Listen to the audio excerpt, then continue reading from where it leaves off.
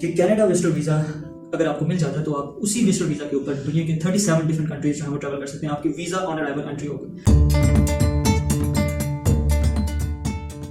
बिस्मिल्लाहिर्रहमानिर्रहीम। नाज़रीन किराम अस्सलाम वालेकुम। उम्मीद करता हूँ कि आप सब बखैर वाफियत होंगे। मैं हूं उमर नज़ीर और इस वक्त मैं आपसे मुखातिब हूं जुपिटर एडवाइजर्स एंड इमिग्रेशन के प्लेटफॉर्म से। आज के इस स्पेशल एपिसोड में जिस टॉपिक को हम डिस्कस करने जा रहे हैं वो है कनाडा का विजिटर वीज़ा। कनाडा के विजिटर वीज़ा को समझने के लिए हम इसको 3 बेसिक कैटेगरीज में डिवाइड कर देते हैं। सबसे पहले नंबर पे Canada visitor visa for tourism purpose. The second category for this Canada visitor visa is the Canada visitor visa for business meeting and the third category is Canada visitor visa for attending the conference.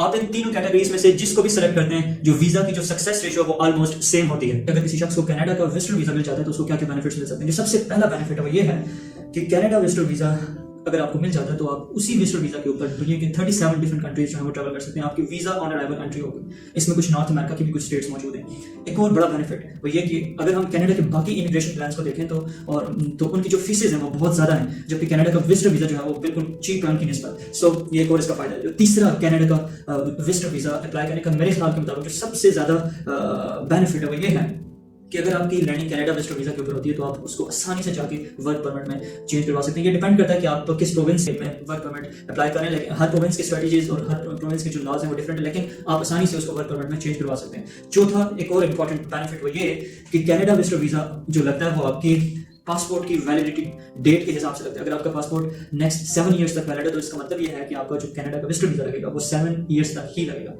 सो ये है Canada के visitor visa के benefits. Canada का visitor visa apply करने के लिए कौन सी eligibility requirements होती है? याद रखिएगा कनाडा का विजिटर वीजा हर एज ग्रुप का बंदा अप्लाई कर सकता है। कोई खास एलिजिबिलिटी कोई खास एज लिमिट्स नहीं है। अगर आप जॉब पर्सन है या फिर आप बिजनेसमैन हैं, आप कनाडा का विजिट वीजा जो है वो आसानी से अप्लाई कर सकते हैं। जो मोस्ट इंपॉर्टेंट चीज़ है वो है आपकी बैंक स्टेटमेंट। पाकिस्तानी रुपीज़ में अगर बात की जाए, अगर आपकी बैंक स्टेटमेंट 5 से 6 लाख की भी है तो आप कनाडा का विजिटर वीजा आसानी से अप्लाई कर सकते हैं। अगर आप टैक्स पे हैं तो ये एक बहुत अच्छा जेस्चर है। डॉक्यूमेंट्स कौन कौन से चाहिए होंगे तो याद रखें सबसे पहले नंबर पे आपको आपका ट्रैवल डॉक्यूमेंट यानी कि आपका वैलिड पासपोर्ट। कोशिश ये करनी चाहिए कि जब आप कनाडा का विजिटर वीजा, जैसे कि मैंने ऑलरेडी बताया कि कनाडा का जो विजिटर वीजा लगता है उसका टाइम पीरियड आपके पासपोर्ट की वैलिडिटी डेट के हिसाब से तय किया जाता है। तो फ्रेश पासपोर्ट हो तो इसका मतलब ये होता है कि आपके कनाडा का अगर विजिटर वीजा लगता है तो उसका भी टाइम पीरियड जो है उसी के हिसाब से ज्यादा होगा। दूसरे नंबर पर आपको अपनी पासपोर्ट साइज वाइट बैकग्राउंड वाली पिक्चर्स चाहिए। आपको फैमिली रजिस्ट्रेशन सर्टिफिकेट FRC, अगर शादीशुदा है तो MRC मैरिज रजिस्ट्रेशन सर्टिफिकेट। फिर इसके अलावा बैंक स्टेटमेंट, इसके अलावा अकाउंट मेंटेनेंस सर्टिफिकेट। अगर आप जॉब पर्सन है तो आपको ये शो करना, आपको एक प्रूफ शो करना पड़ेगा कि आप बाकी अपनी जॉब हिस्ट्री, अपनी जॉब डिटेल्स। फिर इसी तरह अगर आप बिजनेसमैन है तो आपको अपनी business documents, business details show करनी पड़ेंगी। और जो most important document that is cover letter. Cover letter की बुनियाद पे ही ये वीजा ऑफिसर तय करता है कि आपको कनाडा का विजिटर वीजा लगेगा या नहीं लगेगा। सो ये वो डॉक्यूमेंट्स हैं जो कि आपको कनाडा के विजिटर वीजा गेन करने के लिए आपको चाहिए होती हैं। कनाडा विजिटर वीजा अप्लाई कैसे किया जाए? इस मसले के हल के लिए जुपिटर इमिग्रेशन सर्विसेज जो है उनके जो एक्सपर्ट्स हैं वो आपकी मुकम्मल सपोर्ट करेंगे। आपने करना क्या है कि डिस्क्रिप्शन बॉक्स में मौजूद जो कॉन्टैक्ट नंबर्स गिवन हैं इनके थ्रू जुपिटर इमिग्रेशन सर्विसेज के साथ आप कॉन्टैक्ट करके अपनी ऑनलाइन अपॉइंटमेंट भी बुक करवा सकते हैं। और अगर आप ऑफिस विजिट करना चाहते हैं तो ये ऑप्शन भी मौजूद है। जब आप अपॉइंटमेंट बुक करते हैं और आपके साथ एक मीटिंग तय हो जाती है तो उसमें आपकी एक फ्री असेसमेंट, प्रोफाइल असेसमेंट होती है। अब ये प्रोफाइल असेसमेंट बहुत जरूरी है।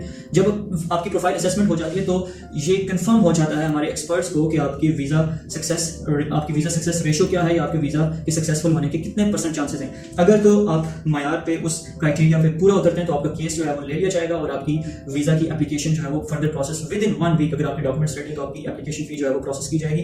But one most important thing कि जब आपकी एप्लीकेशन फॉरवर्ड कर दी जाती है तो जो GC होती है वो GC आपको प्रोवाइड की जाएगी और आप उस GC की मदद से जिस वक्त चाहें इन फ्यूचर आप अपनी एप्लीकेशन का स्टेटस खुद गवर्नमेंट ऑफ कनाडा की वेबसाइट पे जाके जो है वो देख सकते हैं। तो ये थी आज की हमारी वीडियो। अगर आप जुपिटर एडवाइजर्स एंड इमिग्रेशन की बाकी सर्विसेज लेना चाहते हैं, for example UK, Germany, Australia, all the Schengen countries, then you are free to contact with us. The contact numbers are given in the description और जो website का link है वो भी डिस्क्रिप्शन बॉक्स में मौजूद है। और वेबसाइट के लिंक पे जाएं, अपनी डिटेल्स पुट करके फ्री अपॉइंटमेंट जो है वो आप बुक कर सकते हैं। सो आखिर पे एक रिक्वेस्ट के चैनल को अगर आपने सब्सक्राइब नहीं किया तो इसे लाजमी सब्सक्राइब करें। वीडियो अच्छी लगी तो इसे दोस्तों यारों के साथ भी जरूर शेयर कीजिएगा। इंशाल्लाह आपके साथ अगले किसी इंपॉर्टेंट एपिसोड में मुलाकात होगी। Thank you.